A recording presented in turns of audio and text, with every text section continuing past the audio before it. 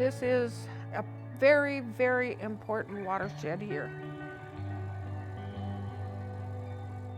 It's just so crucial to all of our survival, all the way down this river.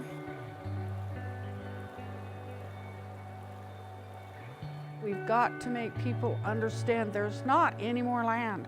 This is it. Take care of it, love it. My main goal is to make it better than it was when I got it.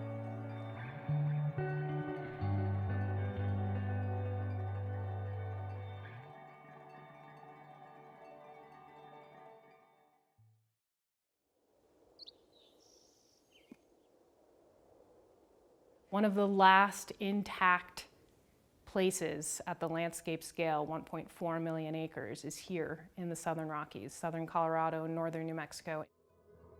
The headwaters of the San Juan include three really important watersheds.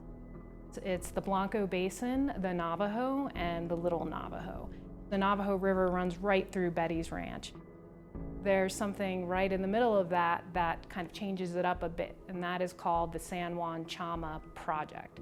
It's a Bureau of Reclamation project that's actually taking water from the Navajo over into the Rio Grande watershed.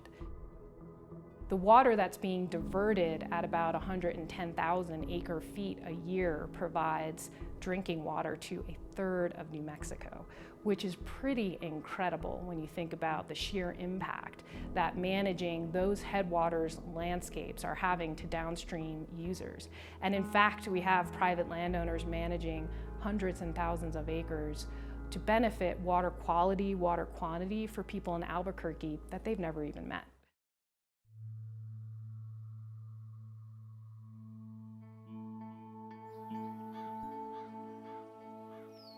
Ranching has just been one of those natural things for me. My husband and I were the same age, in the same grade. I must have been 14 when I met him. We dated all through high school. When we graduated, we were married. And I was been out here on this ranch ever since. It's my home. Worst thing was losing my husband, and then my daughter, and then my grandson, and it hurts. It still hurts, but that made me what I am today. I had to get up, hit the floor, get gone, and that's what I did. Being a woman out into a man's world, yes, that has been hard, but I can survive. I'm not a woman out of the kitchen. I've been out here all my life and I know what I'm doing. I've always just been a part of the land. Whatever's out there, that's what I want. Love for the land, love for the animals, love for the flowers, the trees, the Navajo River. This is where my church is. This is what is in me.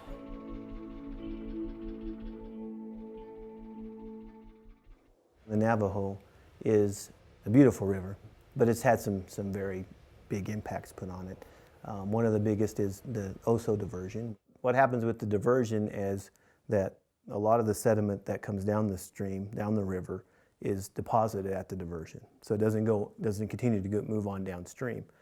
And you might think, well, that doesn't sound like such a bad thing as taking the silt out of the river, but that's a vital part of the function of the river. Rivers have two functions. One's to carry water, one's to carry sediment.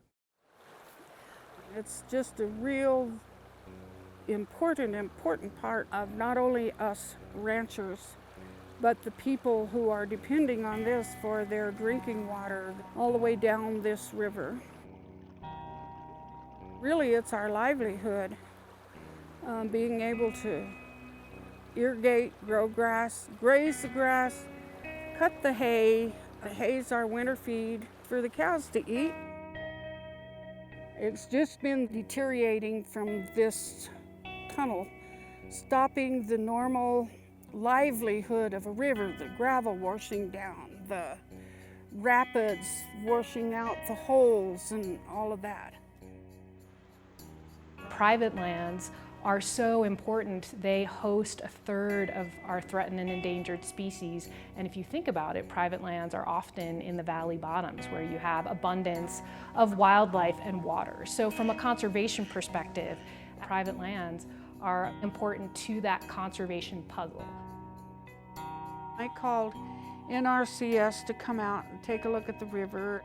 Jerry Archuleta said, "We can fix this."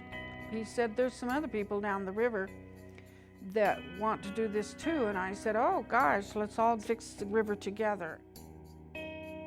Many, if not all, of the private landowners are very interested in doing projects on their land, but they don't often have the technical and financial resources that they need.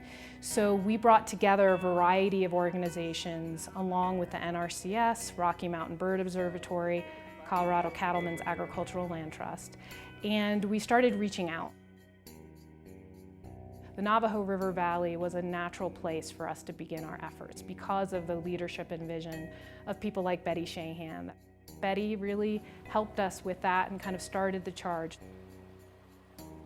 The work that we're doing on the Navajo is creating different habitat types within the stream channel where fish can get into and use as hiding cover or use for a place to winter, because we don't have hardly any of that in the stream right now. We're also providing a place for the small insects that are within the river, a place to live, a place to reproduce, and in turn those are the food source for the fish and a lot of different species within the river system. As a result, we're really seeing landowners all along that portion of the Navajo River come in and do the same thing. And what we hope to see next year and the year after is that further downstream we'll also see landowners doing riparian restoration so that you have an entire corridor of the Navajo River that's restored and better functioning from both an ecological standpoint and an economic standpoint.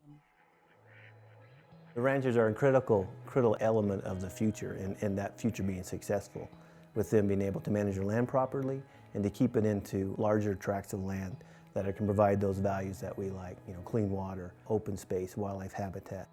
Without them being able to do that, and we start getting a lot of these ranches broken into smaller pieces, it's much harder to manage, and there's a lot more human impact in those areas.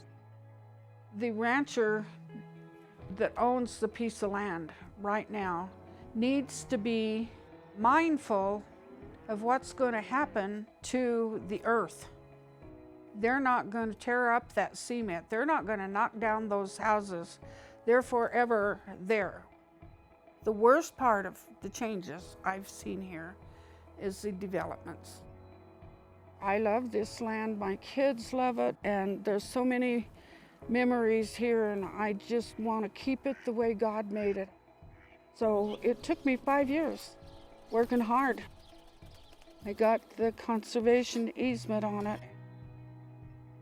Betty Shahan was one of the first people to put an easement on her property in the Navajo River Valley. And what that means is that that land and the water that comes from that land and the wildlife that benefit from that open space are all protected in perpetuity. You start looking at open space and habitat fragmentation and condition of our river systems. That development can have an impact on that. With some of the conservation easements, they're very vital in trying to balance that development pressure with maintaining open space.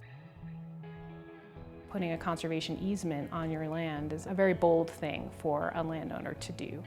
I know that Betty Shahan was one of the first, if not the first person in the Navajo River Valley to put an easement on her land, which to me speaks to her leadership, her vision, and her love of the land. When one person steps forward and protects the land in that way, others can see what happened as a result and often may choose to follow in suit. And I think Betty has really done that in the Navajo River Valley.